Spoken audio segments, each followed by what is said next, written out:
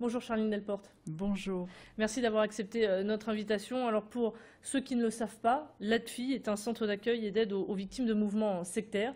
Et aujourd'hui, si vous êtes sur le plateau de Grand Lille TV, Charline Delporte, c'est que vous êtes inquiète de la montée des dérives sectaires. Tout à fait. De plus en plus, et depuis quelques années, notre centre, et je m'interroge, ce centre d'accueil qui reçoit des familles concernées par un des leurs, un proche, ou alors des sortants qui désirent bien sûr en sortir, et nous sommes là pour les accompagner, eh bien, nous voyons ce chiffre tous les ans augmenter. Cette année, plus de 40%, 47% pour être précis, parce que justement, nous avons depuis quelques années des petits groupes, des micro-groupes et des manipulateurs seuls, via quelquefois Internet, qui maintenant font leur petite sauce et créent, je dirais, un mouvement à quelques-uns. Et malheureusement, il y a des personnes, il faut bien dire les choses comme elles sont. La crise, elle est là aussi. La crise, elle perdure.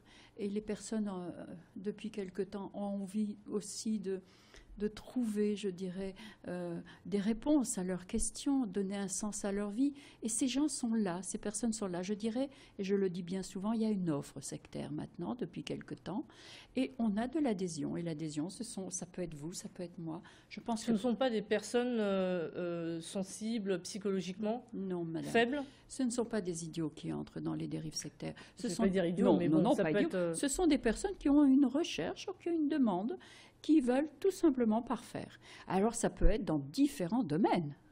Ça peut être la santé, ça peut être dans le spirituel, dans la philosophie.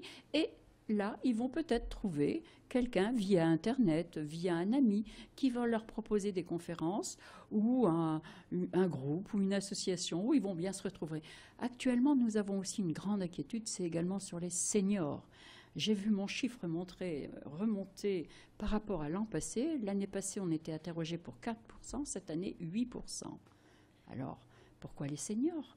Eh bien, encore une fois, ces associations de bien-être et les seniors qui sont de plus en plus maintenant en retraite, on s'en va en voyage, on fait des voyages, on a des petites associations pour s'occuper de soi, et c'est tant mieux.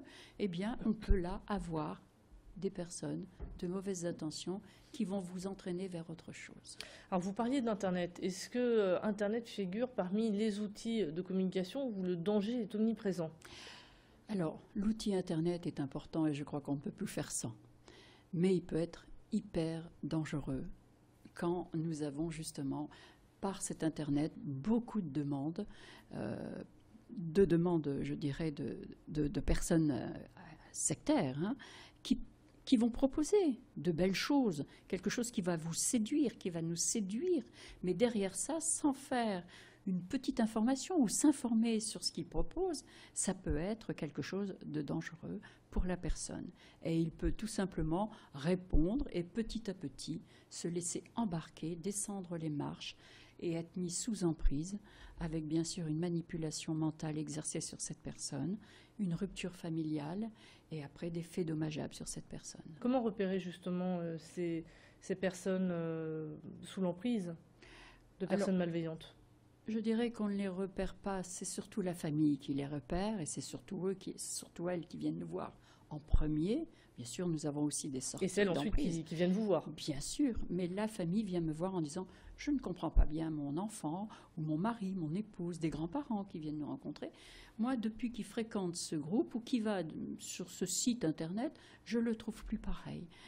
Il a un langage différent, il a un comportement différent. Il ne veut plus déjeuner avec nous, il ne veut plus aller aux réunions familiales. Il trouve que... Enfin, il y a là des critères, je dirais, qui font qu'il a un désintérêt pour la famille. Et petit à petit, il va s'enfermer, un enfermement social, un enfermement familial. Et c'est là où ses parents viennent nous rencontrer, ou un mari, une épouse, en disant « là, je ne sais pas, je ne comprends pas, regardez ce qu'elle est en train de lire en ce moment ». Et c'est à nous, après, centre d'accueil, de voir si derrière ça, d'abord nous connaissons, et derrière ça, s'il peut y avoir une dérive sectaire. Et vous avez de bons résultats ? Nous avons des résultats satisfaisants dans le sens où, petit à petit, bien sûr, notre mission, c'est surtout d'accompagner, je dirais, ces familles, mettre un peu des garde-fous à la personne qui est en train de se faire manipuler.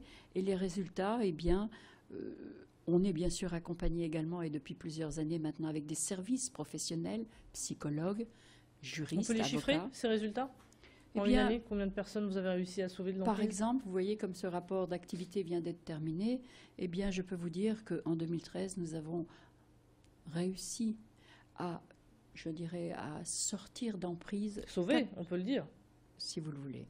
En tout cas, pour nous, on a ces personnes qui sont venues nous dire merci plusieurs mois après. Ça peut durer 1 an, 2 ans, l'accompagnement. Eh bien, 83 personnes sont venues nous dire merci. Alors pour nous, c'est quelque chose de très très important, parce que ça veut dire que les techniques que nous mettons au point, c'est-à-dire cet accompagnement avec ces professionnels, eh bien ça veut dire que ça fonctionne, il y aurait encore à faire. Et le dernier service qu'on vient de mettre en place, c'est un service à caractère social, parce qu'il faut bien penser que ces micro-groupes et ces choses qui sont de plus en plus indétectables,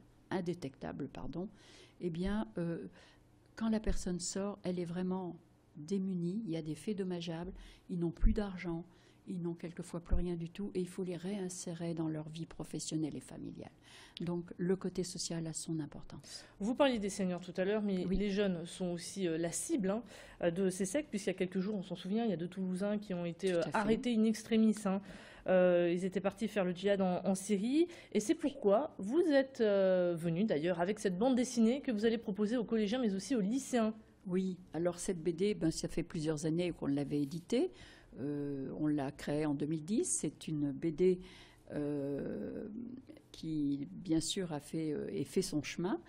On l'a rééditée. On en est à 7000. Je peux vous dire qu'elle a fait le tour du monde, mais pour notre région, lycéens, collégiens, universitaires et même des parents disent « Mais Madame Delporte, je ne savais pas que ça existait et je peux vous assurer que c'est très intéressant et la prévention, ça c'est bien de la prévention. » Mais quand je dis qu'elle part dans le tour du monde, c'est parce que nous avons un très bon site, la DFI a un bon site, et qu'elle est demandée, elle est en première place. Alors c'est vrai que nous sommes très fiers de cette BD, et pour la réédition, nous avons été lauréats, je dirais, et l'honneur en action qui nous a aidés à recommencer et à pouvoir la rééditer.